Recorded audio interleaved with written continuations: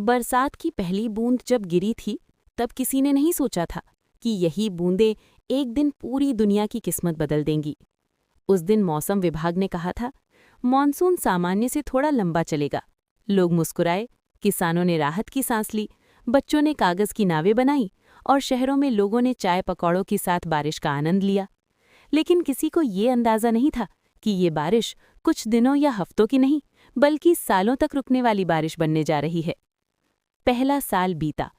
हर दिन बादल, हर रात बूंदों की आवाज। सूरज कभी कभी ही झांकता। नदियां उफान पर थीं, बांध भर चुके थे, खेतों में पानी खड़ा था। फिर भी लोग उम्मीद में थे कि अगला मौसम सब ठीक कर देगा। दूसरा साल आया। बारिश अब सामान्य नहीं रही, वो एक सजा बन चुकी थी। शहरों की सड़कें नदियों जैसी दिखने लगीं। अंडरग्राउंड मेट्रो स्टेशन बंद हो गए। कई इलाकों में लोग नाव से ऑफिस जाने लगे।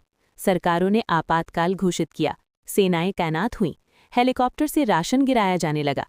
लेकिन असली डर तब शुरू हुआ जब सूरज महीनों तक दिखाई ही नहीं दिया। तीसरे साल तक आते आते दुनिया बदल चुकी थी। पेड़ सड़ने लगे, कई फसलें खत्म हो गईं, अनाज की कीमतें आसमान छूने लगीं। लोगों ने ऊंची इमारतों की छतों पर छोटे छोटे खेत बनाने शुरू किए। मशरूम और काई जैसी फसलें उगाई जाने लगीं, क्योंकि वही नमी में जिंदा रह सकती थीं।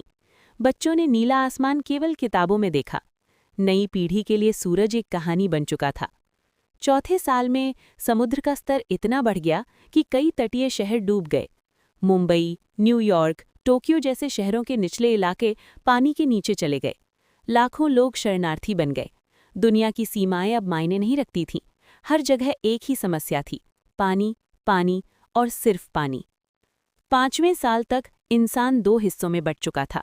एक वे जो ऊंचे पहाड़ों पर बने सुरक्षित शहरों में रहते थे, दूसरे वे जो पानी से घिरे पुराने शहरों में फंसे थे। नए कानून बने। पानी को साफ करने वाली मशीनें केवल सरकार के नियंत्रण में रहेंगी। बारिश का पानी जमा करना अनिवार्य होगा। हर व्यक्ति को सीमित मात्रा में पीने का पानी मिलेगा, क्योंकि लगातार बारिश के बावजूद पीने योग्य पानी कम होता जा रहा था। लोग हैरान थे, चारों तरफ पानी है, फिर भी प्यास। छठे साल में वैज्ञानिकों ने एक डरावनी खोज की। धरती का झुकाव यानी टिल्ट थोड़ा बदल चुका था। वायुमंडल में नमी इतनी बढ़ गई थी कि बादल टूट ही नहीं पा रहे थे। एक स्थायी बारिश चक्र बन चुका था। मतलब साफ था, ये बारिश अपने आप रुकने वाली नहीं थी। कुछ देशों ने एक आखिरी उम्मीद पर काम शुरू किया। अंतरिक्ष में विशाल दर्पण भेजने की योजना बनी, ताकि सूरज की किरणें धरती तक वापस लाई जा सके। दूसरी तरफ कुछ लोग इसे ईश्वर का प्रकोप मानकर पूजा पाठ में लग गए। कुछ ने कहा, ये प्रकृति का बदला है, इंसान द्वारा किए गए अत्याचारों का परिणाम। सातवें साल तक मानव सभ्यता की परिभाषा बदल चुकी थी। स्कूल ऑनलाइन नहीं, बल्कि अंडरवाटर स्टेशन से चलने लगे। कारों की जगह नावें आम हो गईं। नए पेशे पैदा हुए, water architect, rain engineer, flood rescue specialist. लेकिन साथ ही अपराध भी बढ़ गया। पानी चुराने वाले गिरोह बन गए। साफ पानी सोने से भी महंगा हो गया। आठवें साल में एक छोटे से गांव की लड़की, जिसका नाम था आर्या, उसने पहली बार बादलों के ऊपर उड़ान भरी। वो वैज्ञानिक मिशन का हिस्सा थी। जब उसका विमान बादलों की मोटी परत को चीरकर ऊपर पहुंचा, तो उसने जो देखा वो अविश्वसनीय था। ऊपर नीला आसमान था, चमकता हुआ सूरज था। आर्या रो पड़ी। वो दृश्य उसने केवल किताबों में देखा था।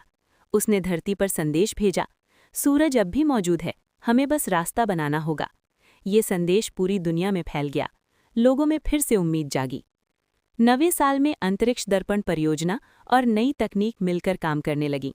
बादलों को धीरे धीरे पतला किया जाने लगा। कुछ इलाकों में पहली बार हल्की धूप गिरी। लोग घरों से बाहर निकले। कई सालों बाद किसी ने अपने चेहरे पर सूरज की गर्मी महसूस की।